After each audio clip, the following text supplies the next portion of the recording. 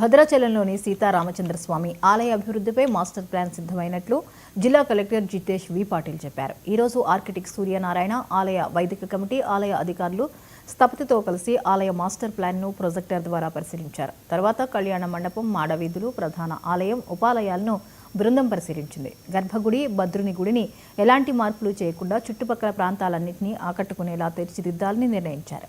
మరోవైపు కళ్యాణ మండపం, మాడవీధుల సుందరీకరణ, ఆలయ చరిత్రకు ప్రాధాన్యతనిస్తూ అభివృద్ధి చేయాలని నిర్ణయించారు. ఆలయ అభివృద్ధితో పాటు స్వామివారికి పురుషోత్తపట్నంలో ఉన్న భూములను కాపాడడానికి సిద్ధంగా ఉన్నామని కలెక్టర్ తెలిపారు.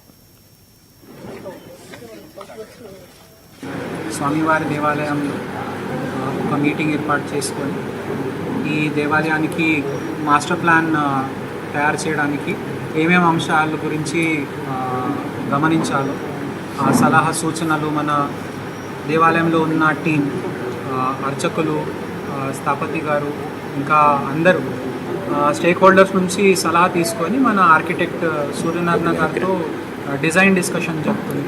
సో దీని ద్వారా ఈ మన పవిత్రమైన అండ్ చాలా ప్రసిద్ధ ఉన్న ఈ దేవాలయానికి ఏ విధంగా నెక్స్ట్ లెవెల్కి తీసుకుపోవాలో దాని గురించి చర్చ అవుతుంది.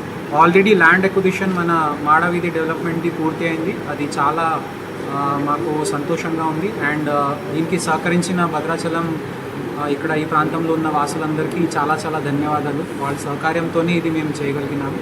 అండ్ ప్రభుత్వం కూడా వెంటనే మాకు సపోర్ట్ ఇచ్చింది కాబట్టి వెరీ గుడ్ టు ఎగ్జిక్యూట్.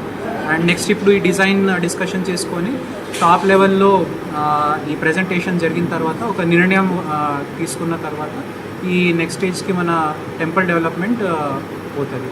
అదేవిధంగా దేవాలయం భూముల గురించి కూడా ఎంత భూమి ఉంది, దానికి ఎట్లా ప్రొటెక్ట్ చేయాలి, దాని గురించి అన్ని అధికారులది, మన ఎటపాక ఉన్న ఏరియాలో ఉన్న అధికారులది కూడా సాయం తీసుకొని ఎట్లా దానికి కాపాడుకోవచ్చు దాని గురించి కూడా మేము ఒక చర్చ చేసుకొని ఒక ప్లాన్